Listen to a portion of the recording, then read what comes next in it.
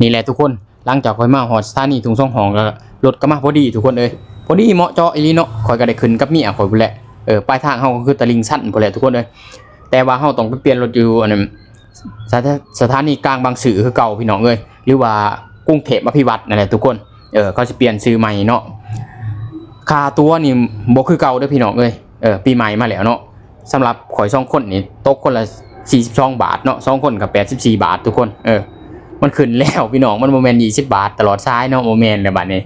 หลังจากฮอดสถานีกลางบางซื่อข่อยก็บ่ได้นั่นทุกคนเอ้ยพี่แหละกระโลบลัดตัดตอนพี่แหละมาฮอดห้องเอื้อยห้องน้องข่อยพอดีทุกคนบาดนี้เนาะพี่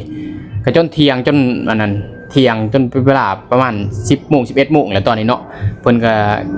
ต้มหน่อไม้ทาทุกคนของเฮาโทรไปบอกแล้วเนาะว่าข่อยสิเข้าไปมื้อนี้นะไปน้องข่อยกับพี่แหละต้มหน่อไม้แกงหน่อไม้ทาทุกคนกำลังต้มอยู่ตอนนี้เนาะว่าเสร็จสู่กันกินนี่แหละอ้ายน้องมาคบหน้าคบตากันก็แบบนี้แหละทุกคนปัจจุบันเฮาแฮงม่วนกว่านี้พี่น้องไอ้น้องข่อยแฮงหลายทุกคนจุ่มเจี๋ยมากินกันหมดเนาะสำหรับอยู่เฮือนสร้างหนุ่มได้ทุกคนเขาสิมักมาหลินมานั่งกินชุ่มแซวกันอยู่ในเฮือนสร้างหนุ่มเด้อเป็นรักเป็นต่ออีหลีเนาะ คนนี่มักนิยมเขามาในเฮือนข่อยเนาะนี่ก็สิแม่นเอื้อยเลยกับน้องแท้ๆข่อยเนาะอันนี้ข้านตามกลกันออกมาแหละทุกคนนี่ก็สิเป็นน้องเคยข่อยมาได้ซักผ้าซักผ่อนบ่